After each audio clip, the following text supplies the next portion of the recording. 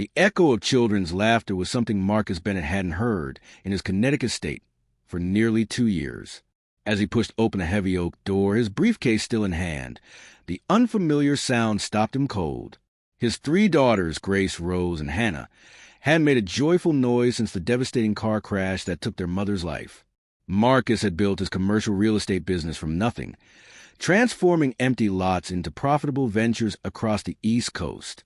Yet all his success felt hollow when he returned home each evening to find his 5-year-old triplets lost in their silent world. They retreated into themselves after losing their mother, refusing to speak or engage with anyone. A parade of child psychologists and specialists had tried to reach them, but the girls remained locked behind invisible walls of grief. Unable to face their pain, or perhaps his own, Marcus threw himself into his work with renewed intensity. International deals, constant flights, marathon negotiations. Anything to avoid the crushing weight of those 6 empty eyes staring through him at dinner. His longtime housekeeper, Margaret, had finally convinced him to hire additional help. Someone specifically trained to work with children who'd experienced trauma. That's how Rachel Morris entered their lives 3 weeks ago. The 29-year-old graduate student from Brooklyn had been supporting herself and her younger brother through college after their mother passed away. Marcus barely acknowledged her arrival before departing for a business conference in Europe. Now, following the sound of singing voices through his silent mansion, Marcus felt his heart racing with something he'd almost forgotten: hope. When he reached the kitchen doorway, time seemed to freeze. Rachel sat cross-legged on the tile floor, completely surrounded by his 3 daughters. Grace was carefully braiding Rachel's dark hair. Rose was sketching colorful pictures on butcher paper taped to the cabinets. And Hannah, his quietest child, was actually singing a melody. All 4 wore matching yellow aprons, like a small chosen family engaged in a baking project. Flour dusted the counters, mixing bowls that scattered about, and everyone looked genuinely happy. "Let's try the chorus together," Rachel encouraged, clapping her hands rhythmically. The girls sang in unison, their voices clear and beautiful. Sounds Marcus thought he'd never hear again. For one perfect moment, overwhelming joy nearly brought him to his knees. His daughters had returned to him. They were healing. Then something darker surfaced. Without understanding why, Marcus felt a surge of irrational anger rising in his chest. "What exactly is happening in my kitchen?" His voice came out sharp and accusatory. The transformation was instant. Rachel jumped to her feet, alarm flashing across her face. The girls shrank back, their expressions closing like shutters against a storm. The light that had been in their eyes just seconds ago vanished completely. What happens when a moment of fury destroys months of progress? The confrontation that follows will change everything, but not in a way anyone expects. "Mr. Bennett, please let me explain," Rachel began, her voice steady despite the obvious fear in her eyes. "You were hired to help manage the household, not to create this chaos." Marcus gestured at the flour-dusted kitchen, the paper on the walls, the general creative disorder. "Look at this mess. You have my children sitting on the floor like... He stopped himself, aware that his next words would reveal something ugly about his assumptions. Instead, he pointed sharply toward the door. "You're dismissed. Collect your belongings and leave my property immediately." Rachel looked down at the 3 girls, who watched her with tears beginning to form. She knelt slowly, kissed each of them gently on the forehead, and whispered something Marcus couldn't hear. As she walked out with quiet dignity, the girls followed her to the entrance, waving silently. When they turned back to face their father, Marcus saw something in their expressions that chilled him. Not sadness, but profound disappointment. Without a word to him, they joined hands and walked upstairs, returning to the silence he knew all too well. For the first time since his wife's death, Marcus wondered if he'd just made a catastrophic mistake. But something about Rachel's calm demeanor as she left suggested this story was far from finished. 3 days passed, and the house fell back into its tomb-like quiet. The girls stayed in their shared bedroom, barely eating, refusing to come downstairs. Margaret reported that they'd asked about Rachel once, wanted to know when she'd return. "I told them she'd left for good," Margaret said carefully. "Was that appropriate, Mr. Bennett?" "Perfectly appropriate," Marcus replied coldly. though he could barely focus on his work. Hire someone else. Someone more suitable. But finding a replacement proved impossible. Marcus didn't realize that his angry phone calls to placement agencies, describing Rachel's unprofessional conduct with the children, had effectively blacklisted her throughout the region. No agency would hire her to work with families again. Meanwhile, in her small Brooklyn apartment, Rachel faced mounting bills and dwindling options. Her teenage brother, Marcus Jr., needed school supplies and was counting on her. She'd been juggling 3 jobs to put herself through graduate school while raising him after their mother's death, and now she'd lost a position that paid most of her expenses. It's because of that rich guy, isn't it? Marcus Jr. asked one evening, finding her surrounded by unpaid notices. Rachel didn't answer directly, but her brother saw the determined look in her eyes. In the 2 years since becoming his guardian, she'd never backed down from a challenge. When doctors said their mother was beyond help, Rachel had fought until the end. When his school tried to transfer him to a lower-performing program, she'd worked double shifts to afford tutoring. What Marcus Bennett didn't know was that Rachel had done something before leaving his estate that day. While gathering her personal items, she photographed several documents left carelessly on his home office desk: real estate contracts, financial records, offshore account information. At the time, she wasn't sure why she'd taken the photos. But growing up in Brooklyn had taught her to recognize when numbers didn't tell the whole truth. 3 weeks after her dismissal, Rachel finally secured employment as a night custodian at a downtown accounting firm. It wasn't ideal, but it paid her rent. More importantly, it gave her access to computers with internet during the early morning hours when the building was empty. During one of these quiet shifts, Rachel began examining the documents she'd photographed more closely. The contracts weren't standard real estate transactions. They were part of an intricate scheme involving properties that didn't officially exist, generating millions in unreported income. Marcus Bennett's empire was built on fraudulent foundations.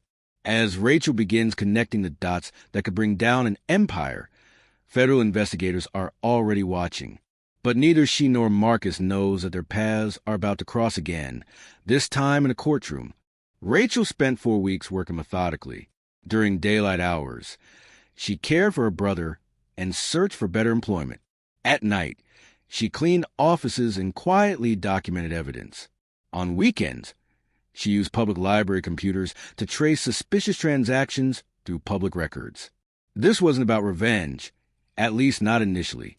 It was about 3 little girls who deserved better than a father who prioritizes pride over their well-being. It was about ensuring that people with unchecked power faced consequences when they destroyed lives without remorse. Then came an unexpected phone call on a cold October evening. Ms. Morris, this is Jennifer Chun from the Department of Justice. We'd like to discuss some irregularities we've observed in Marcus Bennett's business operations. We understand you worked in his home recently. Rachel gripped her phone tightly. How did you obtain my contact information? An anonymous tip indicated you might have relevant information about potential financial crimes. We've been building a case for several months, but we need someone with inside access. Rachel looked at her meticulously organized stack of printed documents. For weeks of sleeping 3 hours nightly, for weeks of careful investigation, for weeks of preparation for a move Marcus Bennett would never anticipate. When would you like to meet? Tomorrow, if possible. Ms. Morris, I should clarify. If this information is verified, we're discussing a federal investigation that could result in criminal charges and asset seizure. This is extraordinarily serious. Rachel thought of 3 little girls who'd learned to trust again, only to have that trust shattered by a man who chose arrogance over his own children's happiness. I understand completely. I'll see you tomorrow. That evening, while Marcus dined alone in his $15 million mansion, surrounded by daughters who'd once again retreated into silence, Rachel methodically organized every photograph, every document, every piece of evidence she compiled. She didn't yet know that within 2 weeks, those papers would cause the Bennett empire to collapse entirely. She didn't know that Marcus would lose not just his fortune, but also custody of his daughters.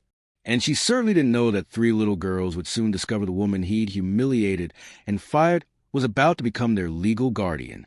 But something in the calm, methodical way Rachel prepared each folder suggested that perhaps she knew exactly what she was doing from the moment Marcus Bennett had yelled at her in that kitchen.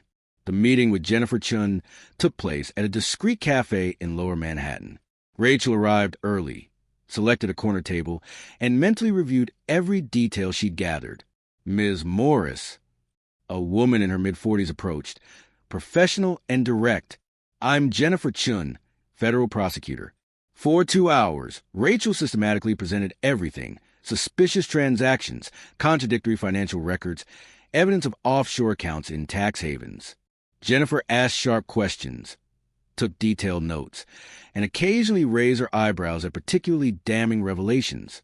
"How did you access these documents?" Jennifer asked, examining contracts showing transfers to shell companies in the Caribbean. Mr. Bennett wasn't careful with sensitive materials at home. He left them scattered throughout his private office, particularly when stressed. And he was extremely stressed during my final days of employment. Jennifer closed her folder carefully. "This gives us enough to formally open an investigation. But I need to be transparent, Ms. Morris. Marcus Bennett has powerful legal representation, political connections, significant influence. Even with solid evidence, this will be an uphill battle." Rachel smiled slightly. "Prosecutor Chin, I grew up in Brooklyn, raising a teenager alone after losing my mother to cancer.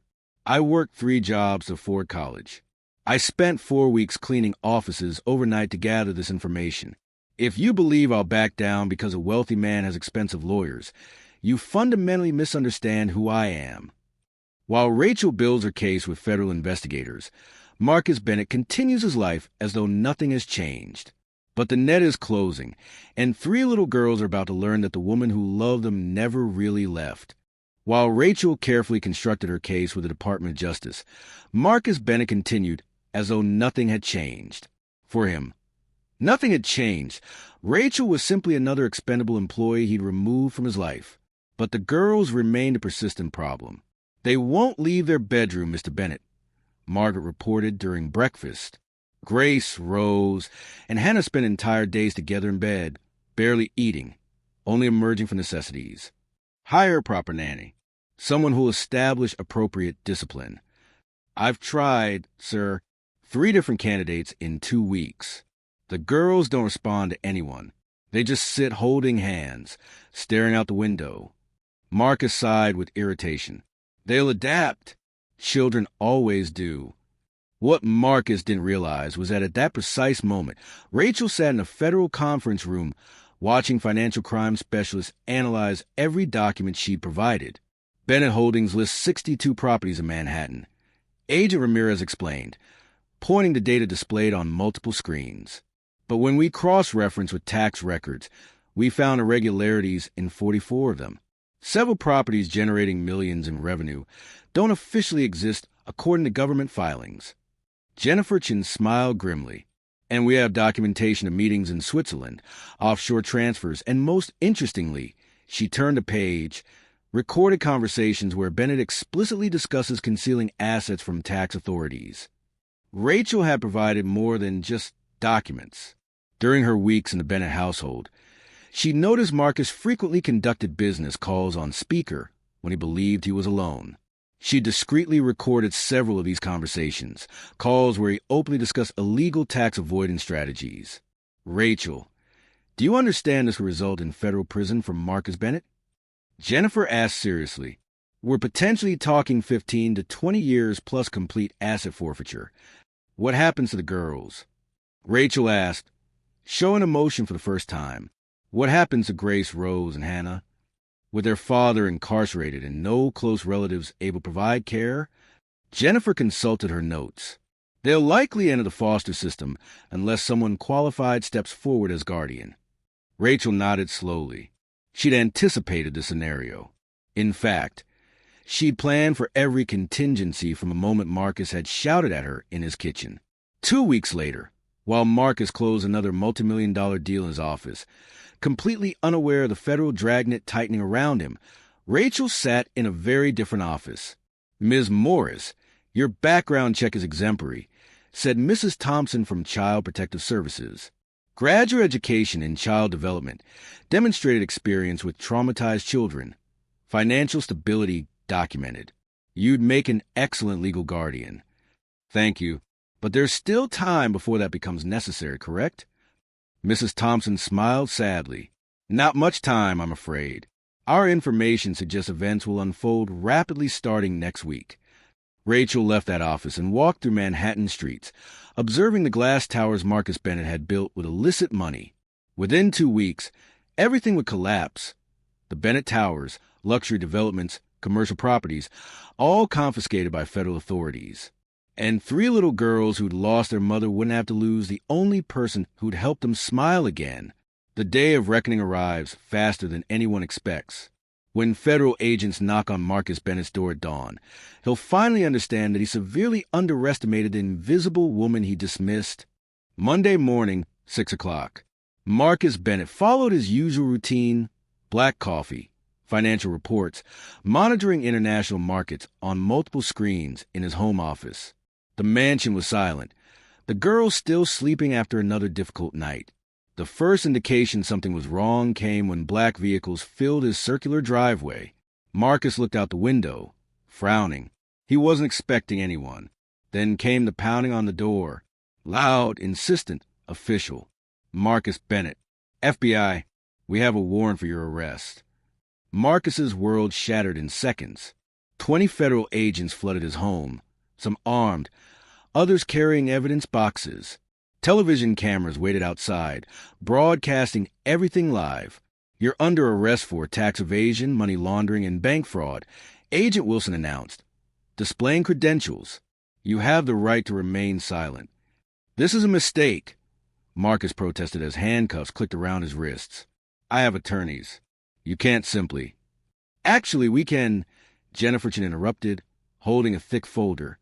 We have evidence of a money laundering operation involving 62 properties, illegal offshore transfers, and recorded conversations where you explicitly discussed tax evasion methods. Marcus went pale. What recordings? That's impossible. Jennifer opened the folder, extracting conversation transcripts. The key is ensuring the money never appears in domestic records. Zurich handles that discreetly. Recognize that statement, Mr. Bennett? You said it 3 weeks ago to your Swiss accountant. How did you?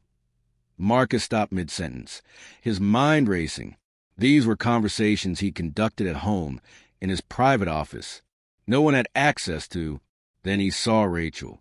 She stood in the doorway wearing a professional dark suit, carrying an official Department of Justice briefcase. No longer the humble woman who'd worked in his home. Now she radiated quiet authority that made Marcus's stomach drop. You! His voice emerged as a strangled whisper. You work for the FBI? Rachel smiled, not cruelly, but with the expression of someone witnessing justice finally served. No, Mr. Bennett.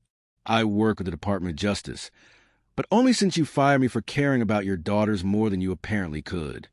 Jennifer continued. During the weeks Rachel Morris worked in your household, she systematically documented evidence of your financial crimes. Photographs of documents you left carelessly visible, recordings of conversations you conducted without realizing you were being monitored, meeting records proving your active participation in illegal schemes. Marcus felt his legs weaken. You can't use that as evidence. She invaded my privacy.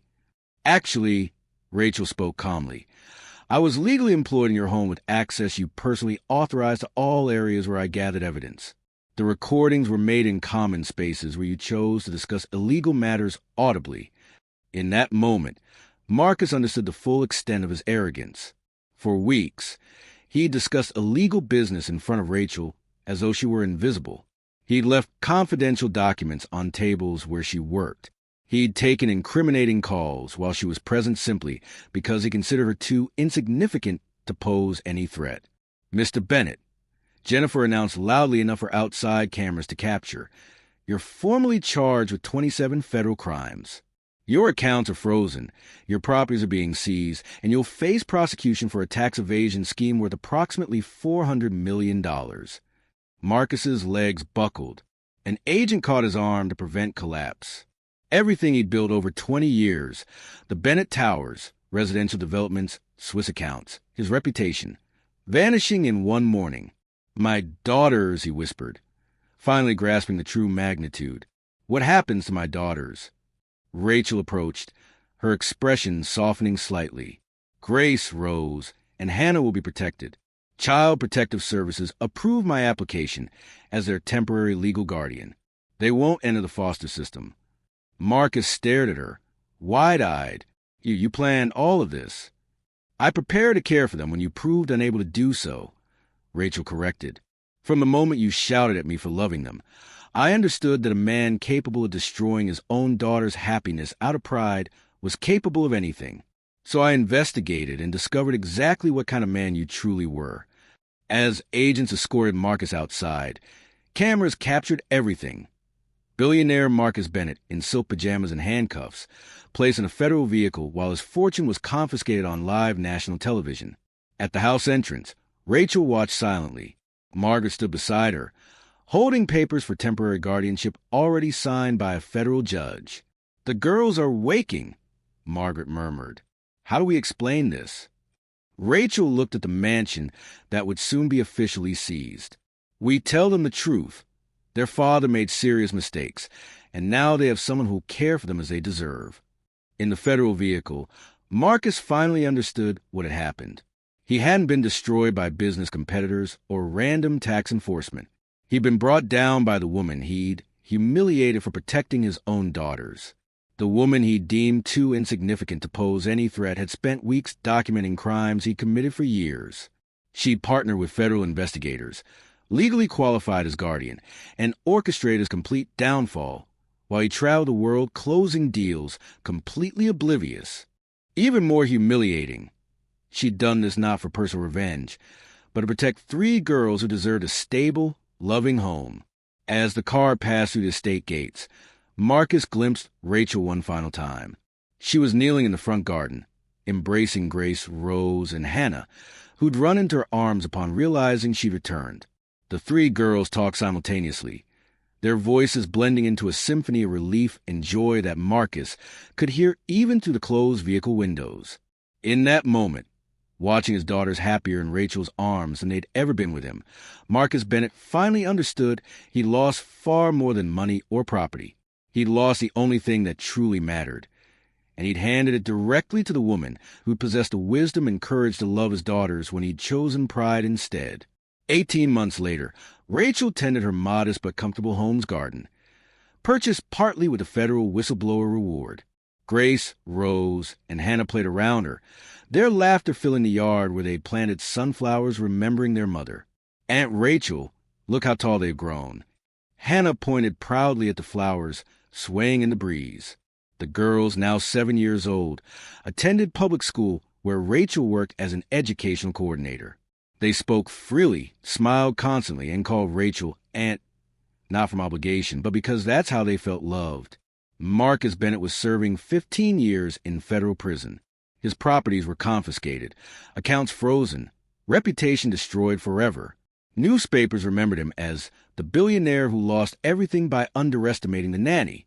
During permitted visits, the girls saw him monthly, not from obligation, but because Rachel had taught them that forgiveness doesn't mean forgetting. It means choosing not to let anger poison your heart. "He looks different," Rose observed after one visit. "Sadder, smaller." Rachel nodded. Sometimes people must lose everything to understand what truly matters. That afternoon, as the girls completed homework at the kitchen table, where Rachel now helped them daily, she reflected on their journey. Marcus had tried humiliating her for loving his daughters. In response, she protected the girls and built them the stable home they deserved, not from revenge, but from love. True justice hadn't been destroying Marcus Bennett. It had been proving that 3 traumatized girls could flourish when loved by someone understanding that presence matters more than any fortune. "Some people build empires," Rachel murmured, watching the daughters she now called her own. "Others build families. And ultimately, only one of those truly matters." As sunset painted her laughter-filled home in golden light, Rachel smiled. The best response to those choosing pride over love isn't destruction. It's building something more beautiful than they could ever imagine.